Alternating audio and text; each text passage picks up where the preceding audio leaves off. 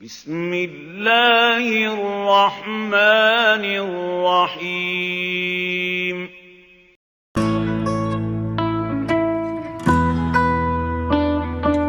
Bismillahirrahmanirrahim. Assalamualaikum warahmatullahi wabarakatuh. Akan kita bahas soal selesai membantu anak-anak sekalian dalam menyelesaikan tugas selesai bab 2 halaman 48 pada buku PAI kelas 7 Merdeka. Kita lihat soal esai nomor 1 di halaman 48 ini. Perhatikan pernyataan berikut ini. Allah memiliki nama-nama yang terbaik, maka bermohonlah kepadanya dengan menyebutnya. Tinggalkanlah orang-orang yang menyalahartikan nama-namanya, mereka kelak akan mendapat balasan terhadap apa yang telah mereka kerjakan. Pernyataan ini terdapat dalam Al-Quran. Tuliskan dalil nakli yang menjelaskan pernyataan tersebut. Jadi di pertanyaan nomor 1 ini, kalian diminta untuk menulis dalil nakli. Kita tahu dalil nakli itu bersumber dari Al-Quran dan hadis.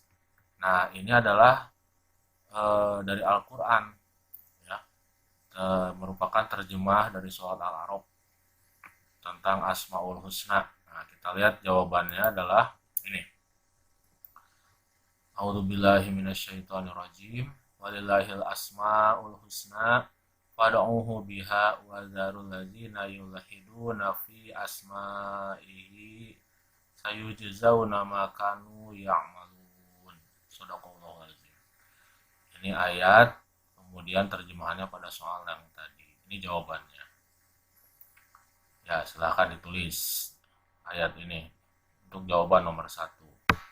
Kemudian untuk nomor 2, pertanyaannya, mengapa kita harus meneladani sifat Al-Alim dalam menjalani kehidupan ini? Al-Alim ini artinya maha mengetahui, Allah maha mengetahui. Jawabannya adalah ini. Sebab dengan meneladani sifat Al-Alim dalam kehidupan sehari-hari akan tumbuh sifat takwa kepada Allah Subhanahu wa taala. Yaitu takut untuk berbuat dosa karena merasa selalu diketahui oleh Allah Subhanahu wa taala dan Allah Maha mengetahui. Dan sifat rendah hati, ya, munculnya sifat rendah hati. Kenapa? Karena sehebat apapun kita, tidak ada apa-apanya dibandingkan dengan Allah Subhanahu wa taala. Hal ini mendorong kita untuk selalu berbuat baik kepada sesama untuk mengharap ridho Allah Subhanahu wa taala. Nah, ini kurang lebih jawabannya untuk nomor 2, mengapa kita harus meneladani sifat Al-Alim dari Allah Subhanahu wa taala.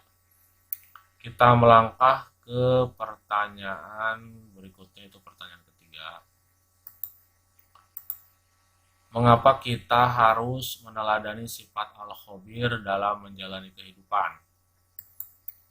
Al-Khabir itu artinya maha teliti, maha waspada, maha memberitahu.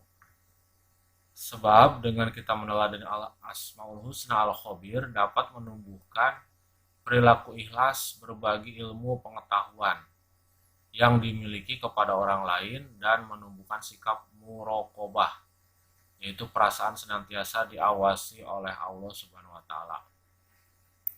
Hal itu akan menumbuhkan mawas diri dan pertimbangan atas segala langkah yang ditempuh dalam gerak-geriknya.